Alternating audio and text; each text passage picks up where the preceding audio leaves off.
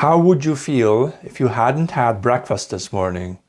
It turns out that people with IQs below about 85 are unable to answer the question. They will say, but I did have breakfast this morning.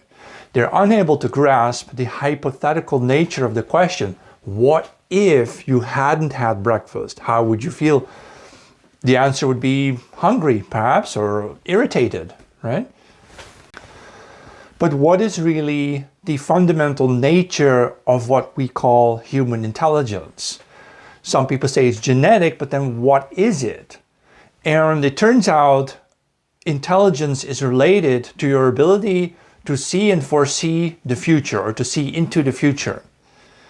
People with very low intelligences are truly trapped within the present moment. Hence, if they are rollerblading through a mall and you say, hey, you might hit somebody, you might crash into somebody, they will answer, but I didn't crash into nobody. I didn't do nothing. Right? So they are truly trapped in the present moment and can only relate to it with their thoughts. Whereas more intelligent people can, for example, foresee the possibility of accidents and then change their behavior accordingly. Oh, this is something we should not do because it might lead to trouble. Now, this is why I put the book I wrote in the background, The Ignorant God, Thoughts About Time and Eternity. My full name is Johannes Mathis Conrad, but I publish books as Mathis Conrad. And in this book, through a series of thought experiments that I jolted down long ago in a sort of almost feverish state where I felt like I was possessed by a will to write. I wrote it with pencil and paper, and then I took some time to edit it and revise it and publish this book. And I came to the conclusion that, as I was exploring really the nature of the nothingness, I discovered that things like time, space, and motion are really projections of the human mind, in particularly time. Time is a projection of ours into what we perceive as the outside world, into the universe. And so what that really means is, there's a consequence here. People with very high intelligence are truly the creators of our reality, because it's the highly intelligent ones who are looking into the future, thinking about the future, thinking how the past through the present moves into the future. We are even questioning the very nature of this sequential time. Maybe it's circular.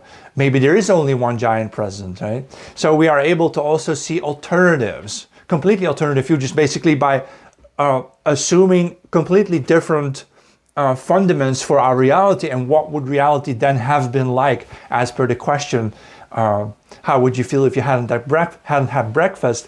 How would the universe be if it hadn't had fixed constants and fixed physical formulae describing it? What if our universe, as I conclude in the book as well, is rather mental in origin, meaning that it is a universe that uses trial by error to, like a meandering river, find its way, find its path towards successes. And rivers, of course, they sprawl out, right? So you have multiple options. And maybe one or more of these options lead to our present timeline, right? And that's the one we're in.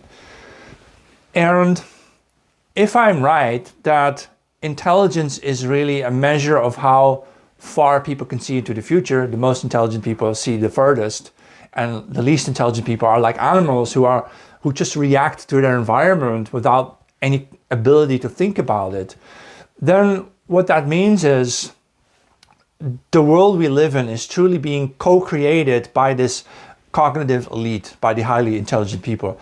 And it turns out Protestant people, according to research by Philip Zimbardo, Protestant people are most future-oriented of all religions. Catholics are still very much future-oriented, though not as much as the Protestants. Jews are also extremely future-oriented, but the sub-Saharan Africans, for example, they don't think of the future at all. And that becomes a problem when, if I say that intelligence is related to time and the future, if you would replace a future-oriented people with a present-oriented or presently focused, or even backward, past-focused people, what you get is stagnation and decline. In terms also of our shared reality, the reality itself would begin to stagnate, right? All right, so if this kind of topic interests you, go read my book. And there's another book called Eternal Struggle, which you may also want to read.